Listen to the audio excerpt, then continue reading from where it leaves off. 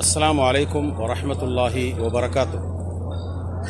இன்றும் என்றும் நம் உயிரினும் மேலான நபிகள் நாயகம் ஸல்லல்லாஹு அலைஹி வஸல்லம் அவர்கள் மீது ஸலவாத்து சொல்வோமாக. அல்லாஹும்ம ஸல்லி அலா முஹம்மதனின் நபியில் உம்மி வ அலா ஆலிஹி வ ஸஹ்பிஹி வ ஸல்லிம் தஸ்லீமா. நபிகள் நாயகம் ஸல்லல்லாஹு அலைஹி வஸல்லம் கூறினார்கள், இந்த ஹதீஸினுடைய கருத்து மிகவும் ஆழ்ந்து சிந்திக்கக்கூடிய ஹதீஸாகும்.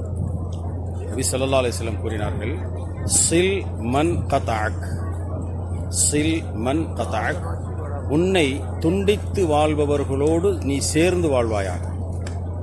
வஅஃபு அம்மன் லலமக், உனக்கு அநியாயம் செய்தவர்களை மன்னித்தருள்வாயாக.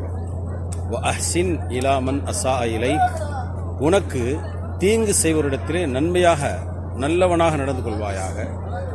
வகுலில் ஹக்க வலவ் அலா நப்சிக், உனக்கு பாதகமாக இருந்தாலும் சத்தியத்தை சொல்வாயாக. ரொம்ப சிந்திக்கக்கூடிய ஹதீஸ். சில்மன் கதஅக் என்று சொன்னால் உம்மை துண்டித்து வாழ்பவர்களோடு நீ சேர்ந்து வாழ்வாயாக என்றால், சேர்ந்து வாழ்பவர்களோடு சேர்ந்து வாழ்வது மிகவும் இலகுவானது. ஆனால் துண்டித்து வாழ்வதோடு சேர்ந்து வாழ்வது ரொம்ப கஷ்டமானது. நபி ஸல்லல்லாஹு அலைஹி வஸல்லம் இன்னும் அழகாக சொல்லித் தர்றாங்க. அடுத்து வஅஃபு அம்மன் லலமக், உனக்கு அநீதம் இழைத்தவர்கள் அவர்களை மன்னித்தருள்வாயாக. நல்லவர்களை மன்னிப்பது என்பதற்கு வாய்ப்பில்லை, அநீதமே இழைத்து விட்டாலும் கூட அவர்களை மன்னித்து விடுவாயாக. வ அஹ்சின் இலா மன் அஸாஅ இலைக், உனக்கு தீங்கு செய்பவர்களுக்கு நீ நல்லது செய்வாயாக. நல்லது செய்பவர்களுக்கு நல்லது செய்வது நியதி. ஆனால் இங்கே தீங்கு செய்பவர்களுக்கு நல்லது செய்ய சொன்னாங்கன்னா நபி ஸல்லல்லாஹு அலைஹி வஸல்லம் எவ்வளோ சிந்திக்கக்கூடிய, எல்லோரோடும் சேர்ந்து இணங்கி வாழ வேண்டும் என்பதற்கு இதைவிட ஒரு ஹதீஸ் நமக்கு இருக்காது.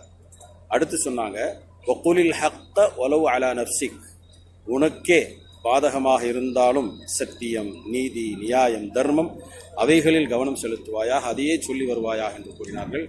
எல்லாம் உள்ள இறைவன் உறவுகளை சேர்ந்து வாழ்வதற்கும் மக்களை மன்னித்து வாழ்வதற்கும் இணங்கி வாழ்வதற்கும் அருள் செய்வானாக. அஸ்ஸலாமு அலைக்கும் வரஹ்மத்துல்லாஹி வபரகாத்துஹு.